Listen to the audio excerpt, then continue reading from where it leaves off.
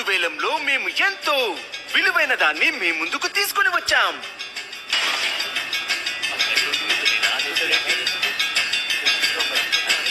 గతంలో ఈ అమ్మాయిని పేరు మోసిన ఆర్చుడిమెన్ మార్చోసియస్ ఆధీనంలో ఉంచాలని నిర్ణయించారు.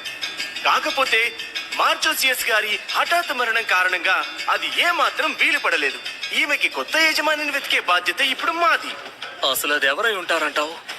నాకు తెలిసి ఆ అమ్మాయి ఆయన ఎంచుకున్న ఒక ఉత్ప్రేరకం కావచ్చు.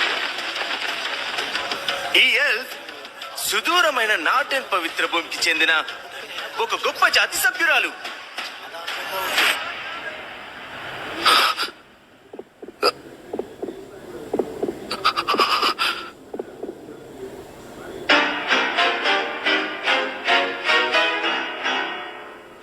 ఈ ఎల్ఫ్స్ మనుషుల కంటే దేవుడికి, ప్రకృతి ఆత్మలకి చాలా దగ్గరగా ఉంటాయని మీ అందరికీ తెలుసు కదా.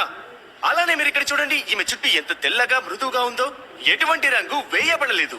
సహజంగా ప్లాటినం లాక్ చేయబడిన ఒక ఎల్ఫ్ ని మీరు చూస్తున్నారు. ఒక బానిసగా తన విలువ చెప్పలేనంతగా ఆమెలోని మాయా లక్షణాలు ఆమె స్థాయిని, విలువని పెంచేస్తాయి. తనని దక్కించుకోగలిగితే తను మీరు చెప్పింది చెప్పినట్టుగా చేస్తుంది. కాబట్టి మేము వేలం పాటని 10,000 నుంచి 10 లక్షలు. ఏయ్, ఏం చేస్తున్నావు? 10 లక్షల బంగారు కురియోట్లు.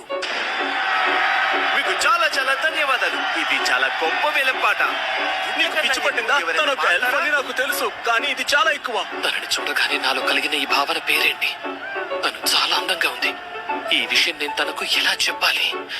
తనని ఇక్కడి నుంచి బయటపడేయాలి. తన పెదవులపై నవ్వును చూడాలి. తనని ఒక్కసారైనా తాకాలనుకుంటున్నాను.